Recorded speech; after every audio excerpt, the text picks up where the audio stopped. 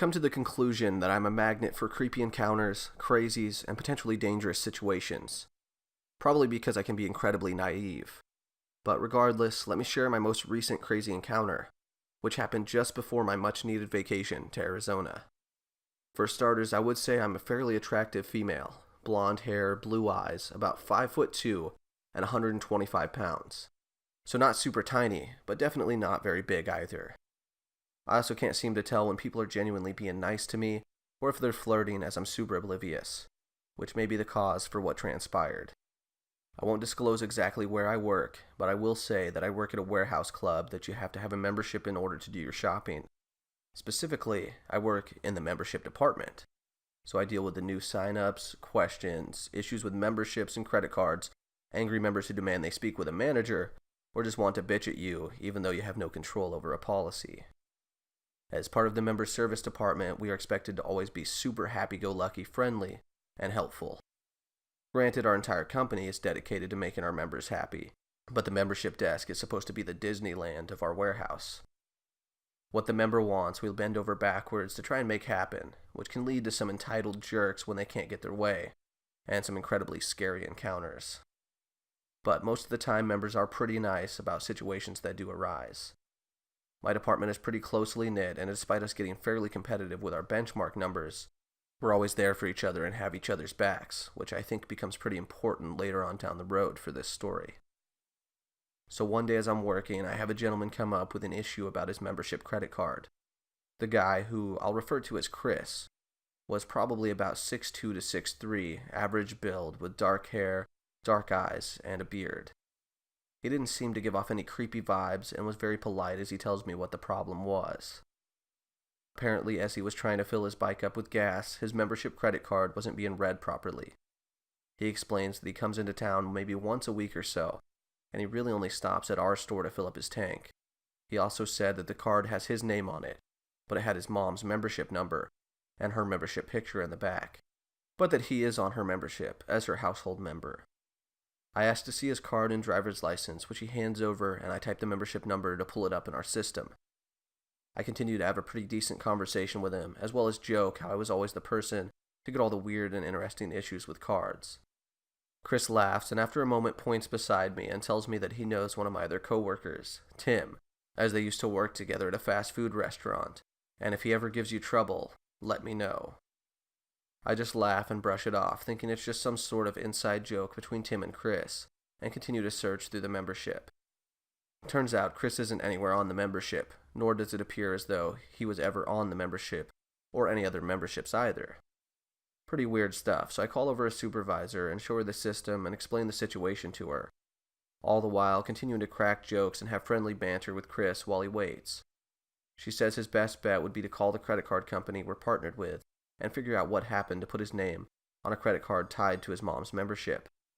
He says he can do that, then asks if there's any way he can still get gas.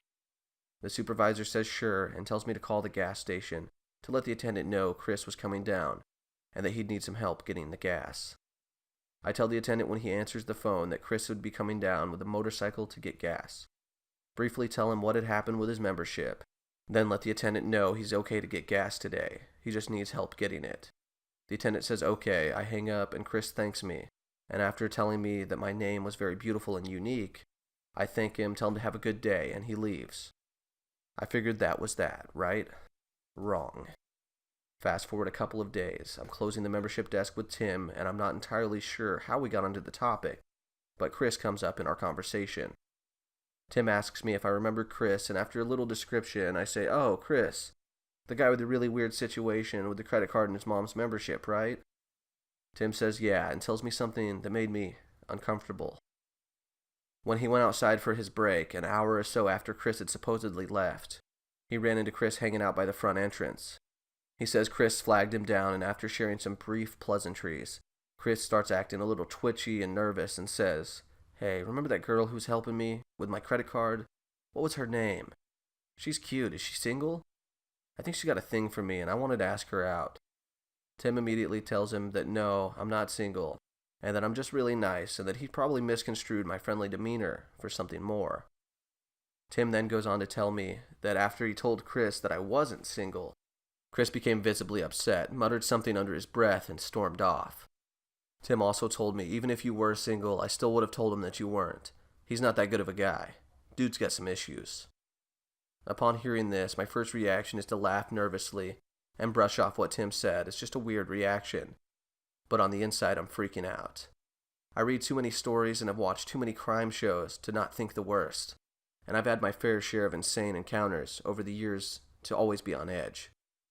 But I assure myself that nothing will come out of the situation and that I was just working myself up over nothing. And it was true. For a few days. Cut to Saturday, one of the busiest days for retail shopping. Membership and refunds are fairly busy, with anywhere between 5 to 15-minute intervals, without members to give us some downtime to clean, file paperwork, etc. I'm having a pretty good day, just shooting the shit with my coworkers and trying to be on top of everything. Since it was a slow period, we're running breaks and our supervisor was doing some office work, so it was just me, Addie, Rick who was filling up the kiosks, and Emmy who was working on the returns that were trickling in. I was having a conversation with Addie and organizing the returns when I hear someone yelling at me from behind. I vaguely recognize the voice, but it's only when I turn around to look at who's shouting at me that I know who it is, and my heart drops in my stomach. Standing in front of me is Chris, who looks hella pissed off and disheveled. He's standing as close to the counter as he can, glowering at me with a menacing look. Hoping maybe he just needs some help and it's nothing serious, I plaster on my friendly customer service smile and walk over to the computer closest to where he was standing. "Hi Chris, what can I do for you? Have another weird situation you need me to take a look at?" I force out a laugh, but he doesn't even crack a smile. Instead, he points a finger at me, and when he speaks, his voice is this super low murmur that only added to the creepiness, menacing factor. "You lied to me." By now, Addie seems to sense my discomfort and stands to the computer next to me, pretending to be working on something while listening in on the conversation. I tell Chris, "I'm sorry, what do you mean? Did the bank not figure out the issue?" He shakes his head and says that it isn't the problem. I ask him what the problem is, and he says, You're the problem. You led me on." I'm sure my confusion is visible, and Addie and I exchange a glance. She subtly gestures if she should get a manager, and I subtly tell her no, before I turn my attention back to him. I ask what he means by that, and he states that I led him on, when I knew he was flirting with me, because I was flirting back despite having a boyfriend, and that it was a real bitch move. I'm very sorry if it seemed that way, but I wasn't flirting with you, I was just being polite. I didn't realize you were flirting with me, I'm sorry. He starts to become more upset, pulling at his hair, rubbing his face, and says, "No. You did know, and you were just pulling me along. I'm not someone to be messed with like that, and you're gonna regret messing with me." At this point, Rick had come back from the kiosks, and Addie was quietly filling him in on the situation, away from me and Chris, so that they wouldn't be overheard. Rick, who's a Navy veteran and a pretty large guy at about 6'1" and heavy set, is watching Chris closely, and when Chris starts to seem threatening, he puts himself into the conversation. Rick asks Chris if there's a problem, but Chris ignores him and continues to berate me, while I stay quiet, too scared to speak. He calls me a stuck-up bitch who's probably with some asshole if I even was with someone, and that I could have had it all if I had just given him a chance. He continues to tell me that I wasted that chance the moment I let him on, and he was going to make me pay. Chris then reaches over the counter and tries to grab my arm or slap me or something, but Rick pushes me to the side, away from Chris, and Addie's on the radio calling for a supervisor or manager to please come to the membership desk now. I remember seeing a front-end supervisor, Shadow, running from the cashier line to where the membership desk was, and I remember panicking, thinking that Chris might have a gun, and what if he tried to hurt someone with it? Meanwhile, as I'm worrying about what could happen, Rick is telling Chris he needs to calm down and not speak to me that way. Chris then loses it and starts slapping his hand on the table and pointing at me, saying that I'm a problem, and he has every right to speak to me that way because I was being a cunt.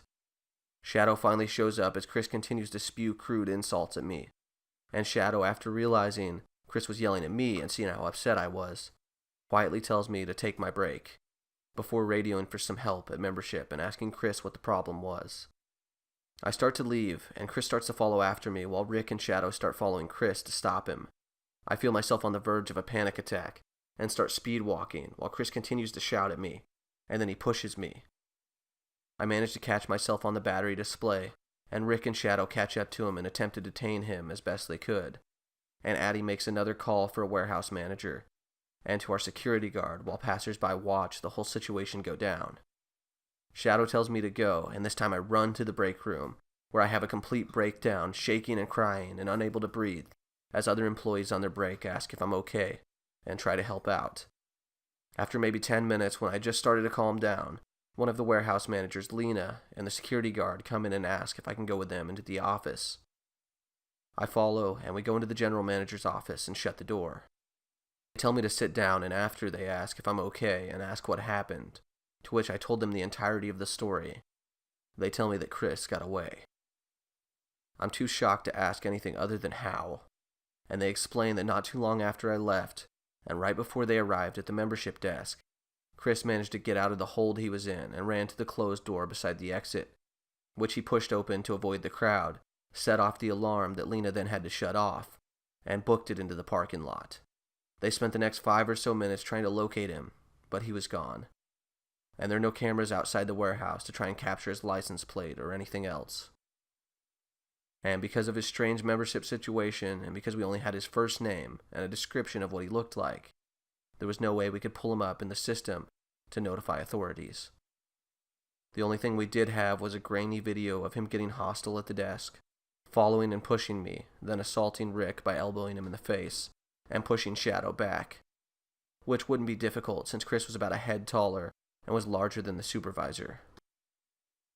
I was livid that he escaped, but also terrified, and the feeling of fear only escalated when Lena said, "We want you to know that he threatened he'd be back." They offered to have a fellow coworker walk with me to my car at the end of my shift, which I was more than thankful for, and that they would have security be more vigilant in making sure no one strange came by our store when we were closed until the situation was either solved or died down. There was nothing more I could do, and the most my work could do was keep on the lookout for Chris and alert others if he came in the store again. I felt powerless. I still feel powerless. Always being on the edge and on the lookout for Chris is driving me crazy, and I'm so paranoid I'll somehow run into him I avoid going places. The walk to and from my car before and after every shift is terrifying because I don't know if Chris is watching me. And if I think a vehicle has been following me for too long, I make random turns until I lose them. I'm scared Chris is going to come back to the store or find me when I'm alone and do something awful. The only peace I found was when I left the state for a week for a trip, but even then I was still a little paranoid he may have managed to follow me. I keep my pocket knife close by anywhere I'm at, and I'm planning on getting my concealed weapons permit just to feel safer.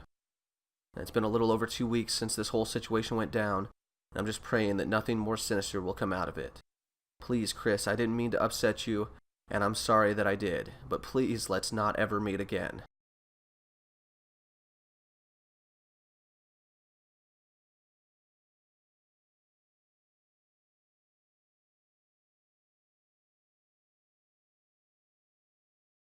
Hey Scaredy Cats, thanks for watching.